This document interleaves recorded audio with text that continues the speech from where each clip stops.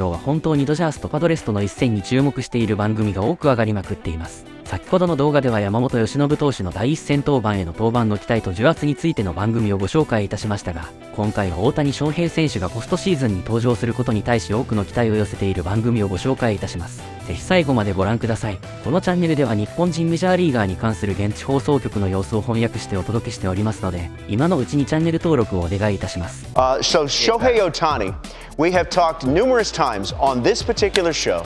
Boy, wouldn't it be nice if we could see Shohei Ohtani in the postseason? Well, now we're going to get it. And Jake, I can't wait to see what we're going to see from Shohei Ohtani on the biggest stage. Oh, I can't wait either. And look, it just got me going. I've got tons of friends out in the Dodger family. Really, Jose Mota is the glue to this because he's seen him in Anaheim those first years and has been in LA, say his eyes, but Dave Roberts, Mookie Betts, a former teammate. And it just got me thinking of how intentional this season was. Shohei Ohtani signs this $700 million deal, and when he did, he was adamant that it is my rules. I get to pitch and I get to hit. You don't tell me what to do. Not being able to pitch, he showed up at Dodger stadiums, and you see these workouts. You see Fan Fest. He was working out as hard as we've ever seen him work out. He was the first man in camp. He couldn't swing a bat yet, but he was there. He couldn't throw a ball yet, but he was there. He was intentionally working on this right here. Leg strength, power, speed, and stolen bases. How do I get it right? The only season that he's going to have to run wild, not be a pitcher. The reins are going to be pulled back. You can't have him sliding all over if he's getting huge outs. So I just think it's important for us to know as players, you want to know what the best in the world do? Every year, no matter how great they are, they go back to the drawing board, see how to get better. They did that with Shohei, and he delivers a season that we've never seen. He was caught 4 times stealing. 4. I think what's crazy is we all knew he was probably going to sign for with the Dodgers. He signs with them. They are littered with superstars. Betts, Freeman, the list goes on. He covered them all up. I didn't know he was this kind of hitter. He's this? that much. Like, it's just crazy. It's and Judge does it in New York. He covers up, he covers up Soto, right? Like, Soto's a star in our game, but it's Judge. I'm challenging every player in the league to go to the offseason, look at your game and get better. The best in the best player that we are talking about maybe of all time is doing it. Game 7 World Series, does he pitch? No, you can't risk that. Absolutely. No. If he's to healthy, win a title? Don't be shocked. Don't be shocked. I'm not breaking any news. He's throwing bullpens. If he comes to you, you're Dave Roberts, and he says in the NLCS and says, Skip, there's a chance. I'd be like, I'm gonna say, if I'm Dave Roberts, I'm like, yes, you may, Shohei Ohtani. NTT Ballpark Cam turned on at Dodger Stadium. The Padres are off to a sweep of the Braves in the wild card, and now they make the short trip to Los Angeles for the nightcap of Saturday's slate. Game 1 of the NLDS is at 8:38 Eastern. That is 5:38 Pacific. Demp, should the Padres be favorites over the Dodgers? No. The Dodgers have earned the right to be the favorites. And I understand, hey, listen, the Padres, they had a great series. They won a couple games against a very tired, beat-up Atlanta Braves team. And I'm not taking away from the Dodgers, or from the Padres. I think they got a tremendous thing going. They got some electricity down there. Those are both in their home ballpark against a tired team. You're facing a fresh team. So you got to go out there and you got to play against the Dodgers at Dodger Stadium. Yamamoto on the mound. You got to go, Ohtani, Betts, Freeman right off the bat. Will Smith behind them. They're rested. They're ready to go. If their timing's on, it could be trouble. But guess what? For the Padres, they got Dylan Cease on the mound, and that could be the neutralizer. So no, they shouldn't be the favorites, but they're going to be right there with them. Kevin? I'm not going to go 10-4 on you because I'm going to tell you right now, they have earned that right to be the favorite just because of their second half record, which is best in the league. Dodgers, I think, were right behind them.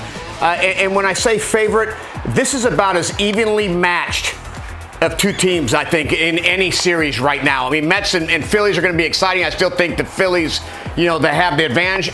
And I think this series right here that you're looking at, because of Michael King and because of these players that we don't talk about, But they have earned the right to walk into this series, whether they just playing who's on their schedule. The Braves were beat up, great. That's just on their schedule. And next, and I think we talked about momentum. Momentum's real. And right now, the Padres have a little electricity and a little momentum going into this series. The Dodgers, I do believe, don't get enough credit. We sit here and talk about, oh, they're pitching. What are we going to do? They're an awesome team. Their bullpen throws Chad, period, end of story. But I think the Padres have earned the right to be the favorites in this thing. Barely. The scene in Los Angeles as Shohei Ohtani and the Dodgers getting set for Luis Arraez and the San Diego Padres. Arraez is just 5 for 33, a $152 against Dodger pitching this season, but it's San Diego's pitching, which has been so strong, especially down the stretch. Fourth best rotation ERA in baseball in the month of September. The Dodgers had the worst. Dylan Cease against Yamamoto. By the way, Yamamoto says he remembers watching Yu Darvish pitch in the 09 WBC. He will not start against his fellow countryman and WBC teammate Yu Darvish, at least in this one.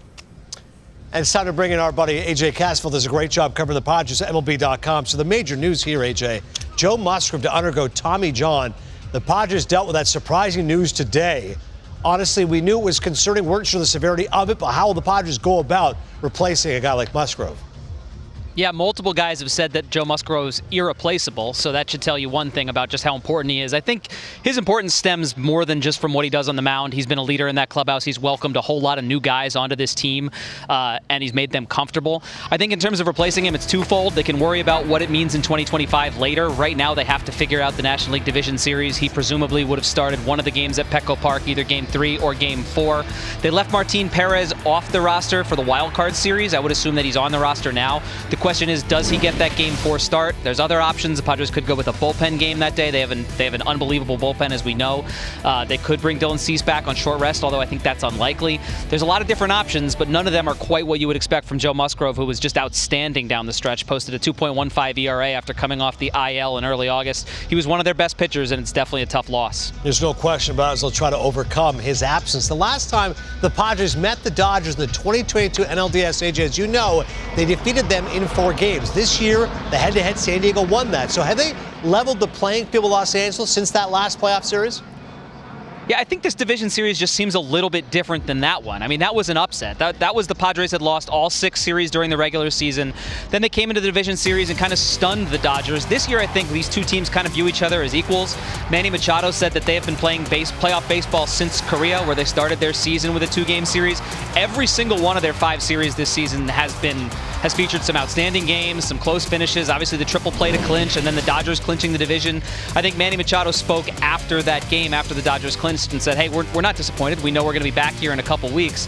And it honestly didn't take that long for him to be proven right. I think both of these teams have been kind of expecting that it would come down to this. Jackson Merrill's taken his success from the regular season, AJ. He has gone to a different level here in his first postseason. He's 21 years of age. How impressed have you been by his performance so far? Yeah, I mean, it doesn't surprise me that he's met the moment in the postseason because he kind of brings that kind of postseason energy every single day that he plays. I mean, this is a guy that was thrust into center field, having never played center field before in his life at any level, and he's handled it as basically an elite defensive center fielder. He's been asked to hit in the middle of the Padres lineup, and he keeps producing. He's hit some massive home runs when the Padres needed them in July and in August, and honestly, one of those home runs coming against the Dodgers in late July, right after the trade deadline, as the Padres kind of started to make their push in the National League West. And so I think some guys, you wonder if they're going to be able to meet the moment of the postseason. Jackson Merrill's kind of met the moment all year long with some of the clutch hits that he's had and the way he's thrived in the situations that he's been thrust into. So really, it's just kind of been the postseason stage meeting who Jackson Merrill is. And it's genuine animosity between these two teams. How intense do you think it's going to be out there? I think it'll be intense. I mean, like, when these two teams play, it's always intense. There's always some level of it. I think there's also just a measure of respect. I mean, like I said, this series feels a little different than the series 2 years ago. Like, the Padres and Dodgers are on somewhat equal footing in that the Padres posted the best record in baseball in the second half of the season. The Dodgers won the National League West by beating the Padres. But if you talk to guys on both sides, they said that this is what it was going to come down to. This is now winner take all from what's a pretty intense rivalry, obviously a lot at stake, but also just bragging rights in Southern California right now. Could get tough in the press box. Hopefully you don't have to elbow Alden Gonzalez out of the way, whoever's covering the Dodgers. AJ Casabel, great stuff as always. やはり現地ではパドレスが有利との報道が多く出ていますね。しかし、マスグローブ投手がこのタイミングでのトミー・ジョン手術、本当に悔しい思いをされていると思います。大谷選手も2度経験したトミー・ジョン手術なので日本人の方には馴染みが多い言葉になりつつありますが、投手生命をかけた、再起をかけた決断だったと思います。来シーズンはリハビリのために長い期間を過ごすことになると思いますが、来年のポストシーズン前に復帰し、また剛腕で打者を抑え込み、大活躍してくれることを祈りましょう。それにしても、この前、大谷選手の登板はないと話していましたが、スタジオではまだ登板の可能性をわずかながら信じているようですね。千賀選手もここに来てロースター入りが発表されましたし、ワンチャン奇跡の登板を期待しちゃダメですかね。どんな展開になるのか、明日のプレイボールを楽しみに待ちましょう。それでは次回の動画でお会いしましょう。さようなら。